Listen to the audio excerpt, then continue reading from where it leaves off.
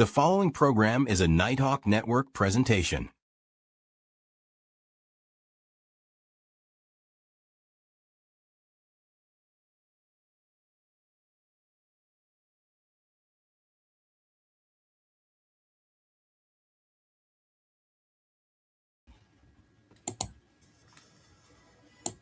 What's going on, y'all? E-Buck in the building.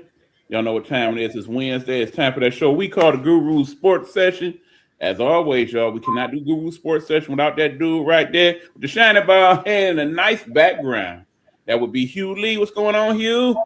What's going on, E-Man? What's going on, man? You all right?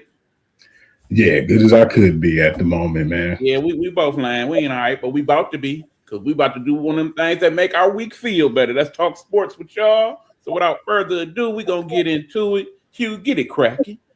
All right, the NFL has approved extensive contingency plan. Basically, what they're saying is they're nervous. They don't know if we're going to have the regular referees, so they're going to probably get replacement refs.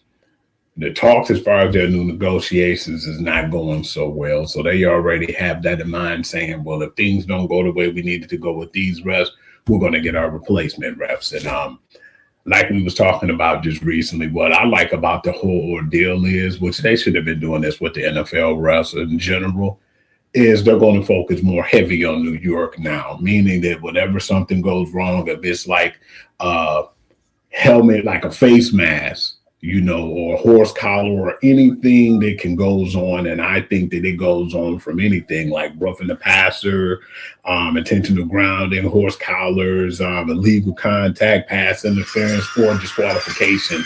They will get that information now from New York, and New York will basically dictate what they'll need to do on the field, which we always thought that should have been the case, because sometimes if it's a catch and it wasn't, or if it was a catch and they say it wasn't a catch, New York, but like, well, yeah, it was truly a catch.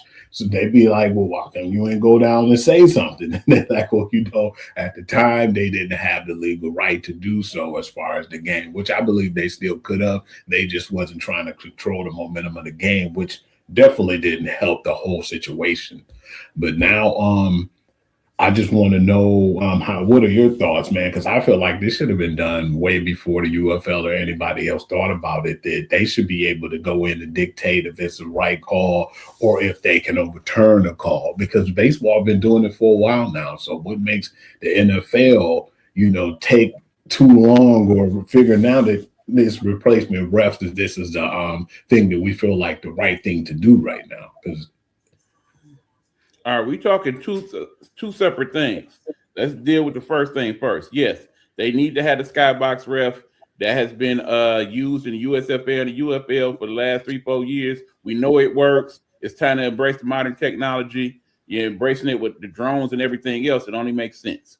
The second issue we're talking about is the actual referees and whether or not they're going to be on the field this season or they'll have replacement refs. Okay. We got to dig a little deeper into it, Hugh. What happens is the refs are asking for a raise, a very reasonable raise, I might add. They want a 10% raise. Think about it, Hugh. Basic person A in this country makes $9 an hour, okay? 10% raise will be extra 90 cents, all right? Let's just say the refs make $100,000. I think they make around that much, actually. 10% raise is $10,000. Okay, it's about what, 300 refs maybe? All right. All that being said, it don't matter. You know why? The NFL make money hand over fist, okay? Every owner in the NFL is a billionaire, multi-billionaire in most cases. Even the grouping of owners usually are consistent of billionaires. First of all. Second of all, the latest television deal for the NFL is what, like, I want to say 80, 90 billion dollars, something like that there. Yeah, it's ridiculous. That's not counting all of the other sponsors of the NFL. That's billions more dollars. That's not counting the fact that places like FanDuel and Sportsbook and all that is involved, getting millions and billions of dollars from them as well. NFL, stop being cheap. 10% raise, y'all got that. Ain't nobody gonna miss no money. Worst case scenario, what you have all the teams sell their tickets for extra $1 to compensate? Or you ask in the next TV deal, okay, we're gonna need another extra couple millions, so we make sure the refs are straight. I mean, either way it goes, they can find that money. It's stupid. Why is we here? I mean, because in the end, we know the referee's still gonna mess up. We still gonna have issues with it. The thing is, you put in a replacement refs. We've seen how that worked. We tried that before. It was way worse. You cannot afford way worse. Okay, pay them people. Period. To make you appreciate what we have too, because at the same time, you got to think about if the people upstairs or the people in the power who can dictate and overturn these calls, if they're there the whole time, why wasn't they executing and trying to use them in the first place? If we can't, because a lot of it is because we feel like in regular time the refs probably messed up because we seeing it in a slow mo. But they could have stopped that too a long time ago, man. But then it's not even really about that right now. It's about paying them what they're due, man. And they're not asking for like 2 or 3 extra million. They just asking what they feel like is fair. And if that's fair to them, man, they should just hurry up. Honestly, that ain't fair. I think give them a 20% raise and they still be all right. I definitely feel like that's the case. Remember, man. You were the ones who wanted the refs to not have to work a regular job. Remember, once upon a time, all referees, they only worked the NFL season, then they had to go back to their regular job. Yeah. It was like that for the players early on in the NFL. But nonetheless, NFL making so much money now, they ain't got to do that for nobody. Everybody can get paid, and they will be all right. Yeah, it happened, man. We'll talk about that later. Mm-hmm. These bastards. NFL Hard Knocks, man. They have the people who's going to be in it this year are the reigning Super Bowl champion in the New England Patriots, man. Is that interesting to you? Because I feel like for one reason it's interesting is because remember when Coach Bill Belichick was at New England, that was going to never happen. But now you have Mike Vrabel, man, and then you have this team, and then you have the defending Super Bowl champs, man. I think it's going to be interesting, but because most times the teams who be in the Hard Knocks is teams on the come up, and you got the Super Bowl champion, the runner up in this one. So yeah, I think that's going to be interesting. What are your thoughts on the Hard Knock and what they do? Do you think either one of those teams is going to win the Super Bowl this year? I believe that they'll make the playoffs. Super Bowl, I think that, man. I don't think it's going to be no repeat. Don't need it. Don't need it. Don't care. Don't need it. Ain't watched Hard Knocks, like I said, since the Lions was in it. And honestly, the only reason why I watched Hard Knocks that year, because the Lions was in it. I learned a few things, but not enough to make me care enough to watch the whole season of it. Don't care. Don't need it. Don't want it. We can move on. Yeah, because the Lions ain't going nowhere no time soon. The Lions should make the playoffs. That's about it. I'd be surprised with that, honestly. We'll argue that when the time comes. All right. Chicago Bulls waived Jaden Ivey, man, for some of the comments he made, the LGBTQ comments. And I believe that a lot of people looking at him like he's a really bad guy now, and they've been really sticking a knife in his back. When I looked online, man, remember I was just on social media for like maybe 3 or 4 minutes, man, and I seen all types of nasty stuff about him. My favorite one was Poison Ivy, though. But I want to know your thoughts on what was going on with him, man. And do you really think this brother is really doing or just the public enemy number one right now? I'm about to have a semi-unpopular opinion on this subject. You're going to have to give me a couple minutes to break it down, okay? Do I have those couple minutes? Please do. All right, here's what it is, y'all. Remember, Jaden Ivey is about 22 years old, if that? First of all, think about what your mindset and thought processes was about the world as you knew it at 22. And for most of you giving him hell that are many years older, think about what you thought the world was at 22 as opposed to what you thought of it now. Okay? I would safely say at 22, some of my views of homosexuality would be viewed as homophobic then. But keep in mind, then was 1989, 1990. Now it's 2026. It's a whole new world. If this view was his view in 1990, he'd still be with the Bulls right now, okay? He might get booed a little bit, but he would still be there, all right? Because it's 2026 and we view things differently, that is part of why we are here. Also, this is a social media event. He made it so by going on social media and having these opinions. Keep in mind, if you actually go and listen to his whole spiel, it is not a rant, okay? This is not somebody crashing out. This is a thought out frame of mind that he is explaining to the audience, okay?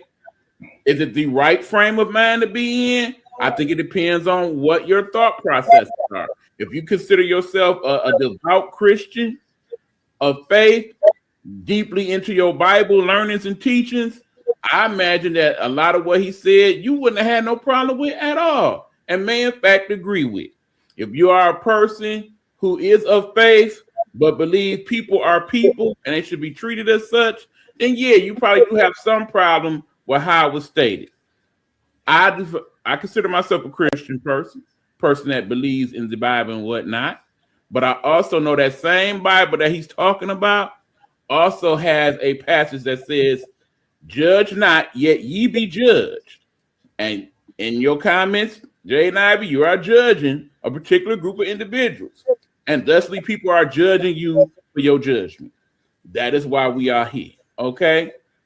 Do I feel he should have been basically excommunicated for the league based on his opinions? No, because I promise you, he is not the only person in the NBA that has that opinion. He is, however, the only person that was not smart enough to keep that opinion to himself. Okay, I will say it's not smart enough. Not that it was dumb, just not smart enough. In an ideal world, you got to remember how your bread is getting buttered. Okay, you had to know if you were going to go this route, there would be repercussions. Perhaps not as strong as you are getting right now, but you had to know it was going to be a problem. Now, here's the thing that's not being discussed enough about young Jaden Ivey.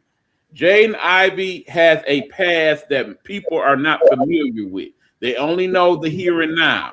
They don't listen to what went on in this brother's past. At one point in time, this brother was on a podcast. I have to find that for y'all. If I can, I will post it in the comments, where he discussed his upbringing.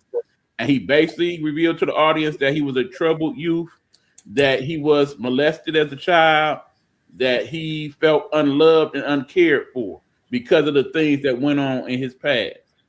Then he had the injury. And keep in mind, at the time he was told, the injury was kind of a 50-50, where that, okay, you should get it together, but it may take you a lot longer because you messed up bad. And it may be you may not be the same.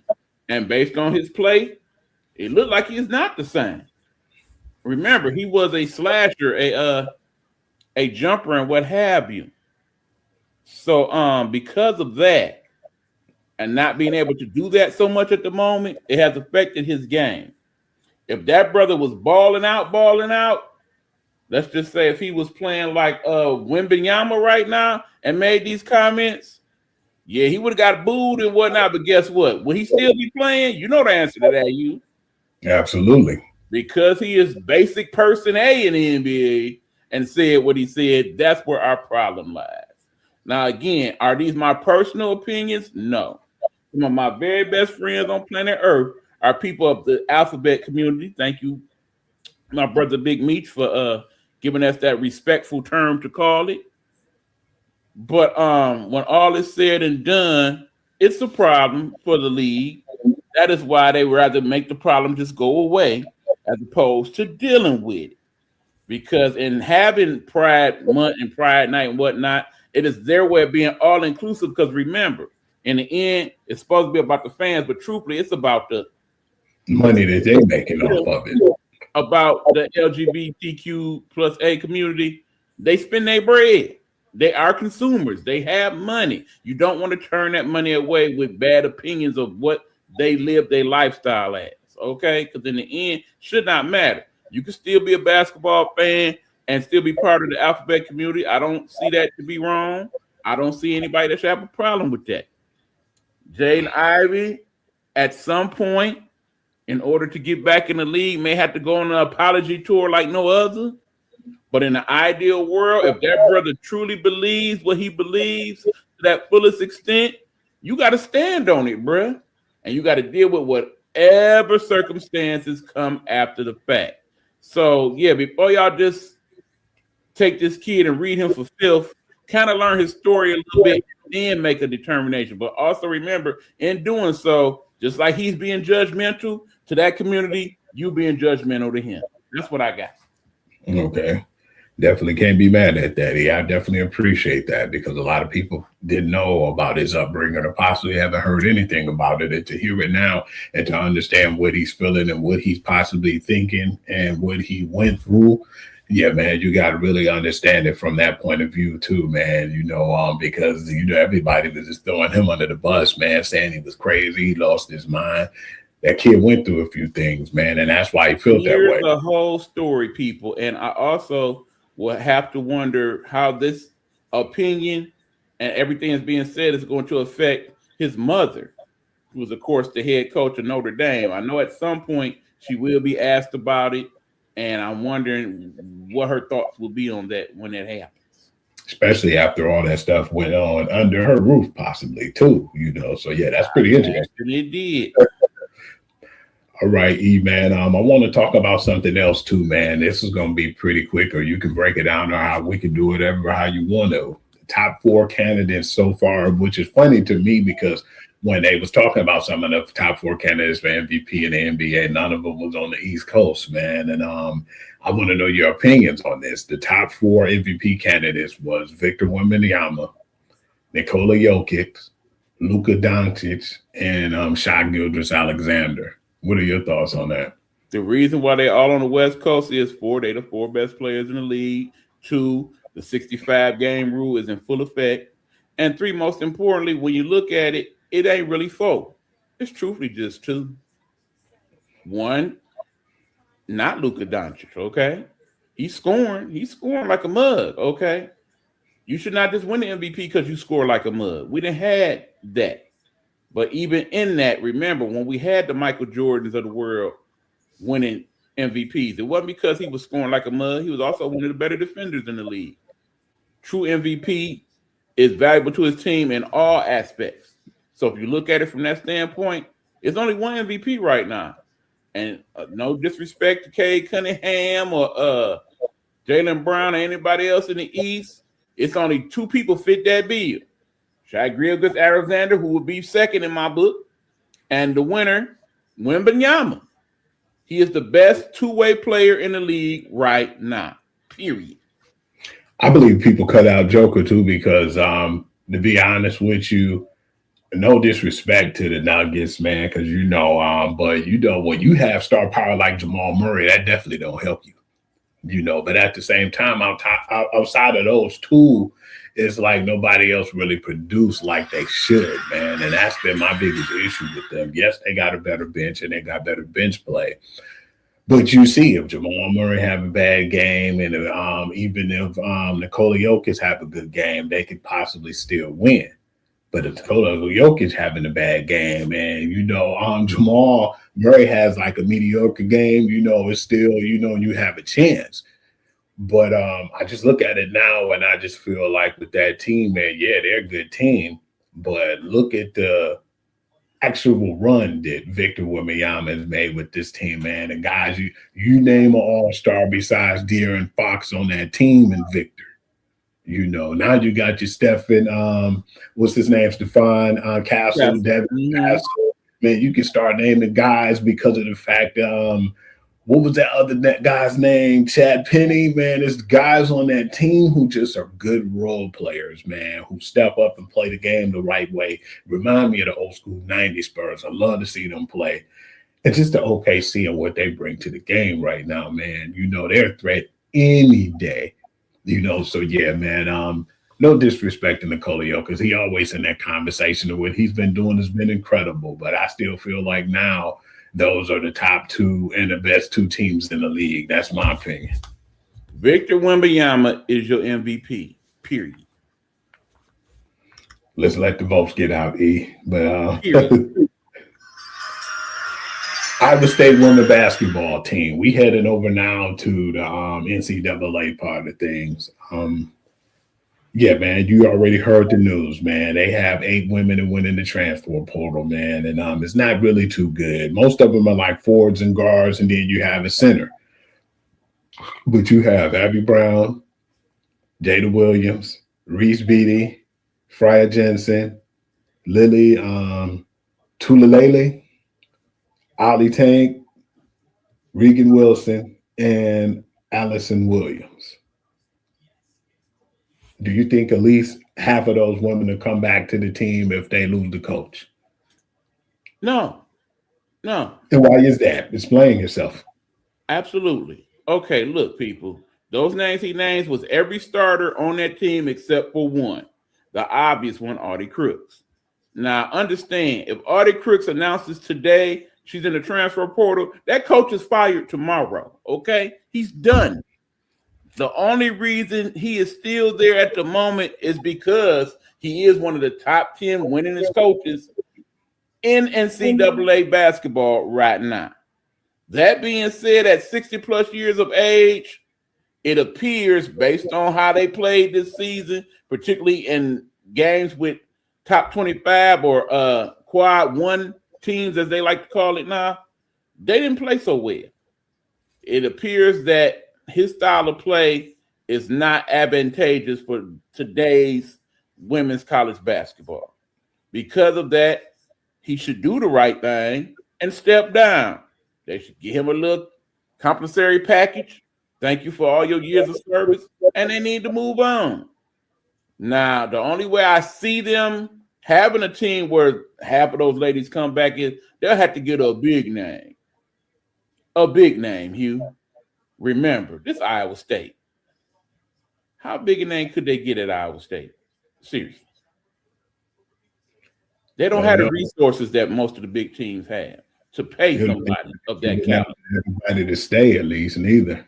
Not to mention, this is the time of NIL. It's good players on that team. And guess what? Most of them players, they saw the Ducats said, I know I could get better money somewhere else. Remember, some of those players you named, they would not only be starters on a new team, they would probably be the go-to person on that team and make a nice little coin as well. I think about the fact that Iowa State is close to conferences like the Missouri Valley Conference, close to Conference USA, close to the MAC Conference. Teams that may not have buku money, but to get one of those kids to come be they person, they would pay them a nice amount of change to do that. So am I mad that didn't went on that way? No. Bottom line is I'm kind of looking at Audie like, I understand you close to the crib. It's 1 year. You can get paid somewhere else, and you could get way more money than your homegirls is. What you waiting on?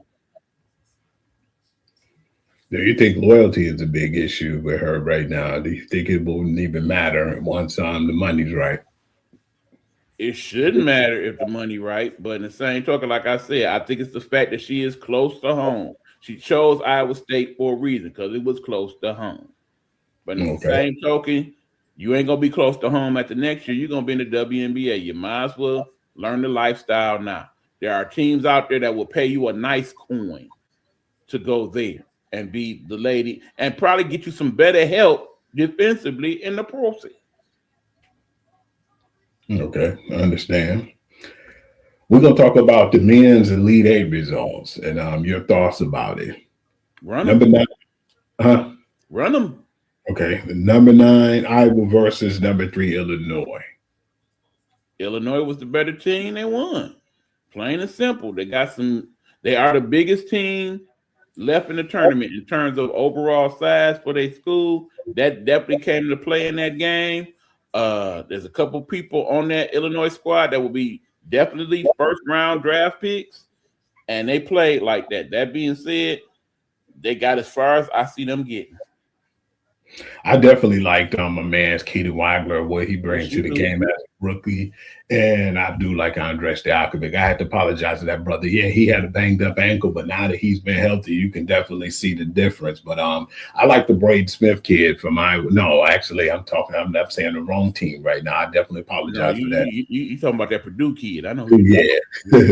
But yeah, speaking of, let's get to that game. But of course, that final score was 71-59. But yeah, that's the game I was looking at right now. The Purdue and Arizona, man. And Arizona reminds me a lot of Michigan because of their size and their athleticism. That game was actually pretty close until it wasn't. And that's what I meant to say, man. Braden Smith, man, he usually plays better, man, but he still played with a big heart. But a lot of the shots wasn't falling in that game, man. And therefore, I just felt like Arizona had the better talent and a better team, man. Because if the shots was falling, we'd probably be talking something totally different, but they didn't. And their time was up. So Purdue's out of it. And then now, is Arizona State going to the Final Four. It's Arizona going to the Final Four, not Arizona State. Yeah, that's what I meant to say. Okay, Arizona is a very solid team. They run about 9-10 deep. They got at least 4 or 5 players that will be in the league. It's hard to deny them at this point against any team.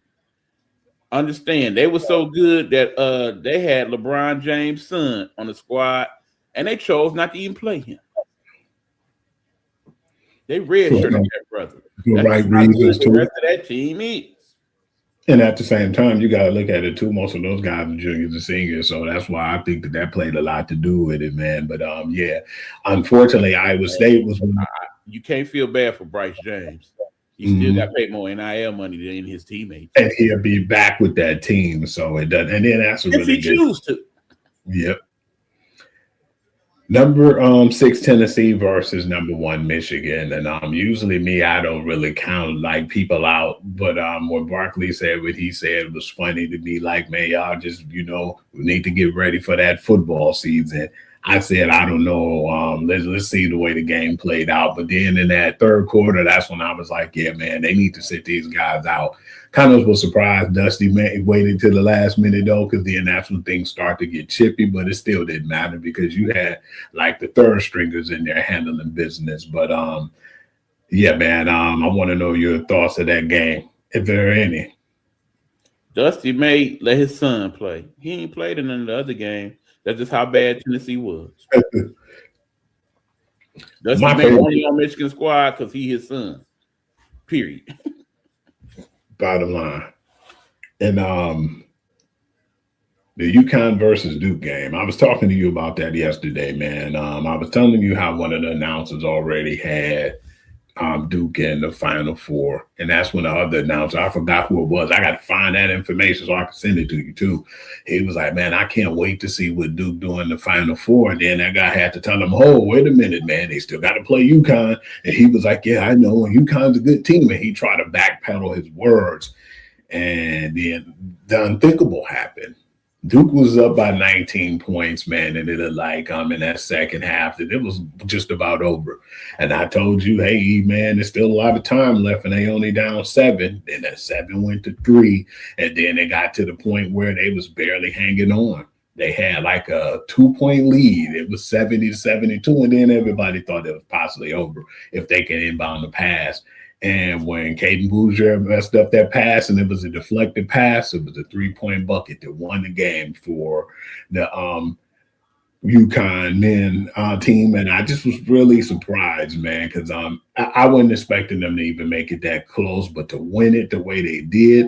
And it wasn't like it was a give me shot. It was like a logo, almost damn near NBA 3 with like maybe a few seconds on the clock to win that game, man. Out of all the games this year, as far as the March Madness, was that possibly one of the best games you've seen so far? It was the best game I saw so far. Think about it. That team was down 15 at the half. They got down as many as 19. 3 reasons we should be paying attention. 1, Coach Danny Hurley, not Bobby, Danny Hurley, willed that team to win, okay? He coached them up. He hyped them up. He made the right moves. He did what he needed to do to get them to the victory. Okay. 2, who won the championship last year, Hugh? The men's? Yes. Florida. Who won the 2 championships before that? I'll answer that for you. UConn. Because of that, we know that some of those players are still on that team. And you know where I'm going with this. The famous Rudy Tomjanovich said it years ago. Never underestimate the heart of a champion, okay? Duke made that mistake, all right? They did not come thinking, okay, not only are we Duke, but we also need to show people that we here and we for real. They came in thinking, we Duke. We'll show up. Oh, we winning at halftime. Yeah, we got this in the bag. Let's start making our plans for Phoenix or whatever. That's where you messed up at, okay? You should have learned from Duke Toombs in the recent past, okay? Think about how many Duke players are currently in the league, Hugh, and think about how many of them ain't won jack. Not only in the league, but not in college either. The Zions and RJ Barretts and the here we can go further down than that. A lot of Duke players, a lot of them did not win it. Okay, last time Duke won the championship was a nice little while ago. All right, don't just assume because you got that D on your chest, you automatically winning that board. That's where they messed up at. And then, of course, there was that final play. It was multiple mistakes made. In the end, you was up 1. Catch the ball, hold the ball, get fouled, let it make it happen the way it happens. Okay. First person caught the ball. Did he keep the ball? No. He passed it to the second person. Second person. Did he keep the ball? No. He tried to pass to the third person on the other side as opposed to the person that was on the side of him. That was the better free throw shooter. Messed up. Then, okay, they got the ball back. Did it occur to anybody to foul somebody before they get the shot off? I'd rather have done that and took my chances at the free throw line than give them that open 3 for them to win the game. You foul them, that's 2. You foul them while they shooting, that's 3. So as soon as they caught it, there wasn't enough thought process going on. That's why they ended up the way they ended up. Give UConn credit for having the heart to make it that far and the patience to do what they need to do to make it happen. Yeah, that was incredible, man. But then, you know, man, I understand you saying foul on that shot, man, but he was out so deep, man. They wouldn't pay no attention to that. Probably could care less, but that was one of the better shooters on UConn team, too. So that was a huge mistake, man, because it wasn't like it just went in, man. It was like you could hear the desk from the microphone on top of it. I mean, bottom line, we should have never got there. You up 19 in the second half, you're not supposed to lose. But that's a shaky team anyway. You remember what we was talking about with Sienna, man. If they would have had at least a couple more people off the bench who can execute, we wouldn't be having this conversation. It's and butts was candy and nuts. You know what I'm saying? Long story short was I didn't pick Duke to win it all, but the majority of the country did. So as you didn't. I did think you thought that Duke was going to win it all at first. You know who I picked to win it all. Oh, yeah, UConn. Yeah, you wanted UConn to repeat. I actually picked Michigan to win it all, sir. Michigan. I didn't pick Michigan.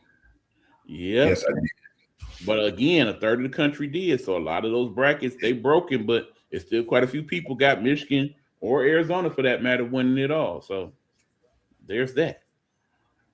All right, we're going to get to the women's now, man. Number 6, Notre Dame versus UConn, man. What was your thoughts on that game? Because I definitely like what you said at the end. That made me feel a little confident. Give credit where credit is due. Hannah Hidalgo is a beast, okay? If you gave her 3 or 4 more inches, she probably would be the player of the year without doubt. She still might be it without it. She wheeled her team every way possible to try to win that game, but in the end, she was alone, okay?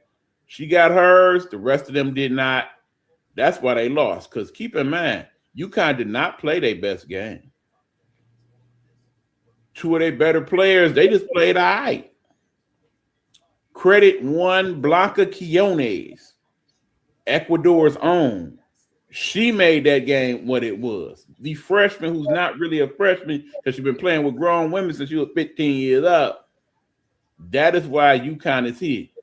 But long story short, if UConn plays that way in the Final Four, Well, let's say that. Let's not go there yet. Anyway, yeah, I'm surprised that UConn did not take that game more seriously early on. I'm not surprised they won, nor am I surprised that Notre Dame lost. All right. Well, we're going to go to number 2, Michigan versus number 1, Texas. They had no business being there. Texas wiped the draws with them, okay? That game was not a game. Texas was not playing with nobody. They ran into the same problems they ran into all year when they ain't scoring right. The difference is with most games, they found a few points and end up staying close to it and even winning a lot of those games. With Texas, they wasn't fooling with them like that. It was easy money. Too much Madison Booker, man. And I just feel like, too, in that game, they kind of gave up after that first half, man. Like, it was clearly over. They gave up from the giddy up. There in the first half, they went in that game, and you could see in the first 5 minutes they was not going to win. They did not believe.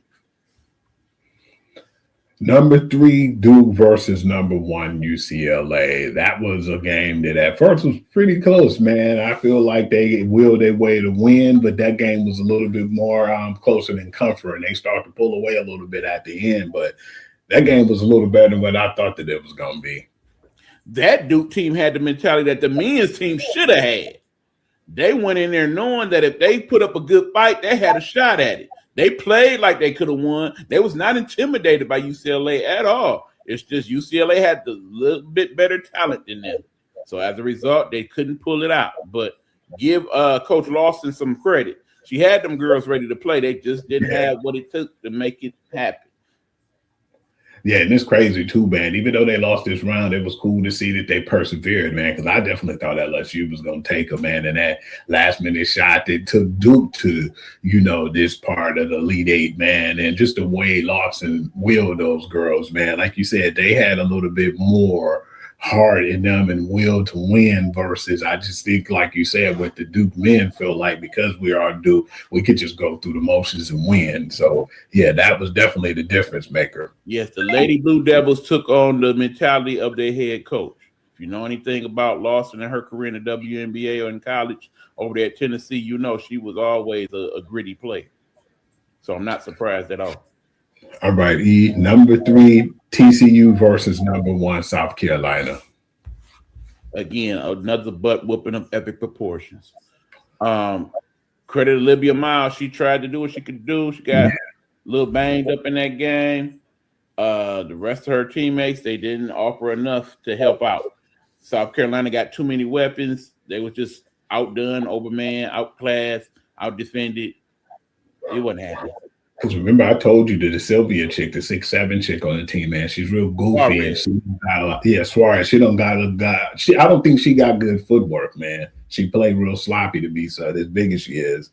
I did not see her in the W. If so, she probably won't make the squad. And then, like you said, man, Olivia Miles was pretty good. She played well. I just feel like, unfortunately, when she got banged up, I just feel like she looked at it like, man, I'm not trying to put my career at risk. She sat out and rested the rest of the game so, she could get to the next level because she will be one of the top 3 picks going into the WNBA. It's a business decision. I ain't mad at it. Yeah, I think that's smart for her too, man. I definitely wasn't mad at that. Anything else you wanted to add on to it, man? Now that are we doing any previews for the Final Four here? Are we doing our picks for the Final Four? You want to do the picks? Yeah, we can go into it. Absolutely. We're gonna do it on both sides then too. Absolutely. All right. Let's get into the women's first. All right. You have South Carolina versus UConn. They play at 7:00 on ESPN. Who you got, Hugh? Oh, that's South Carolina. Why, Hugh? Because they South Carolina, and that's my home girl, over there doing steady. But at the same time, though, I feel like it's going to be a good game, really good advertised game. But I just feel like right now, Duke's playing. I said Duke. UConn's playing good. But like you said, if they just play all right, that ain't gonna be enough for Dawn Staley because she want revenge, man. She didn't like the way they went out last time. So they want revenge. She's going to be fully motivated this game. But see, I basically did a little bit more digging. Remember, yes, UConn did beat that butt last year in the championship game, and they wanted to revenge that. But remember, the one and only time a couple years ago where the UConn ladies went to the final and lost was against what team? South Carolina. So in the end, that was kind of their revenge on that. So they kind of won up at this point. Now, the question of the day is, what UConn team are we getting? That defense will show up. The defense always shows up. That's why they undefeated. Will the offense show up with them? Bottom line is, all year, Gino has been trying to get AZ to play more fearless and for Sarah Strong to shoot the ball more. If he gets that from both of them, South Carolina is not winning, sir. And you know it, and I know it. If them two play their full potential, it's a wrap, sir. I don't know a damn thing. Loyal to a fault. I ain't mad at you. That makes you a good friend. It makes you a bad analyst right here. If UConn plays their game, it's going to be another butt whooping. That being said, I give it a 75-25. Bottom line is, if UConn is down by double digits at the half, they will not win. If they're up by double digits at the half, they will win. It's as simple as that. I don't see nobody being up double digits, especially in that game. It shouldn't be. Not in the first half. It should be a close game. It'd be crazy work. Long story short is, beware of the others when we talking UConn. Because even if them two just play like they have been playing, it's still some of the others that ain't really jumped off yet, okay? You get Blanca and that kid Zabel hit about 9-10 threes, it's a wrap. If you feel that way. We're going to move on, and we're going over to the Texas versus UCLA. There's the rub.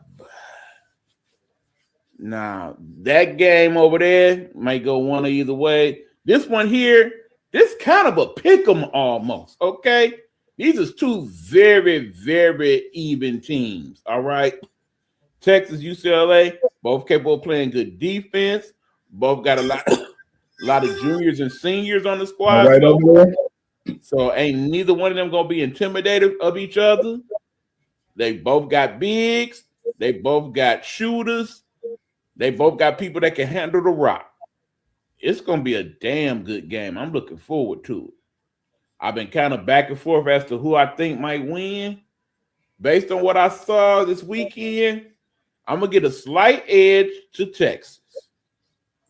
Because in the end, I feel like they can get Betts in some type of foul trouble.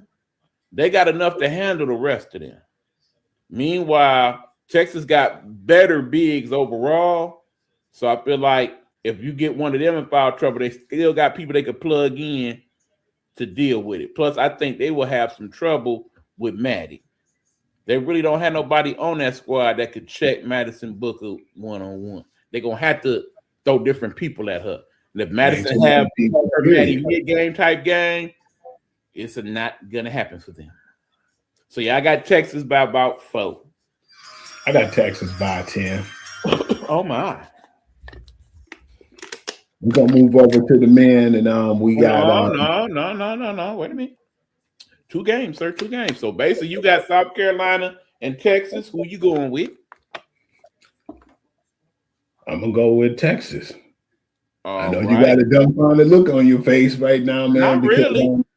I just feel like Texas could beat all the teams in this Final Four right now, as far as the way they playing, if they play the way they play. But you still had a hiccups with Texas that concerns me, because they could play and they could be a real good team, and then they can just come out there and play well, but then not up to their expectations. That's the only issue I have with them. If UConn again plays to their full potential, they will give it Texas all they can stand. It will be a close game either way. If UConn play like they played Notre Dame, Texas is going to blow their doors off. And it's going to be a very disappointing season, because at this point, you don't get all the way to the championship game undefeated and then get blew out by Texas. That is not going to be a good taste. I go on with UConn because that's my squad, period. On to the men. Okay. Michigan and Arizona. Another great matchup in play there. Okay, because they are in Phoenix, Arizona. You know that means it's going to be a large Arizona contingent in the house. Okay, that's going to make. Oh no, wait, rewind. Wrong. Women in Phoenix, men in Indianapolis. Reverse what I just said. It's going to be a large Michigan contingency in Indianapolis. Advantage Wolverines. Arizona got probably the better 5 starters. Michigan probably got the better bench.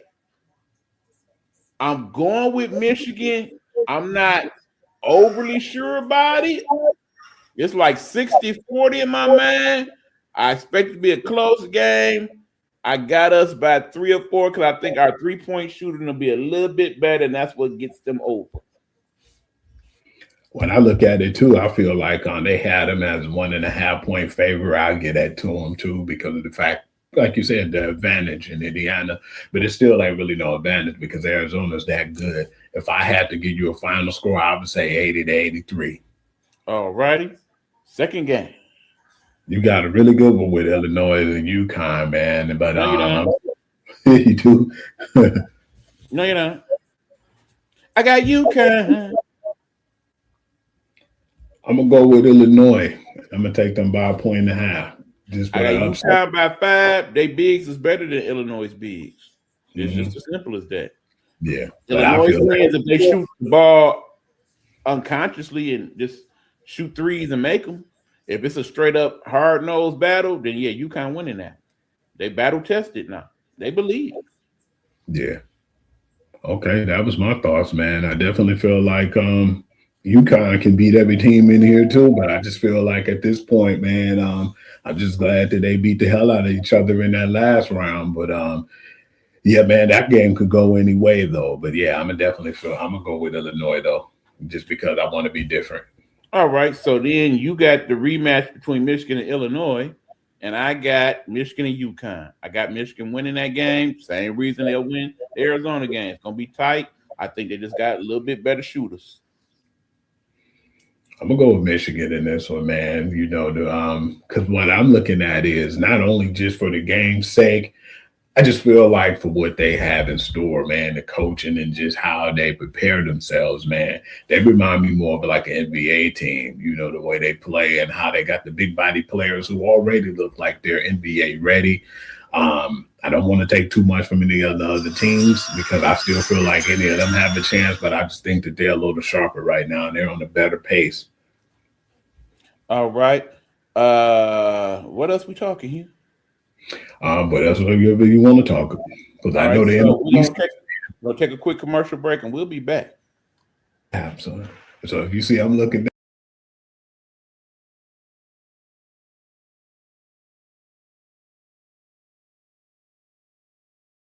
From the heart of Detroit, a new sound takes flight. Hawk World Radio, powered by AI, made for your vibe. Local energy, global reach. Hawk World Radio Detroit, where the future of sound.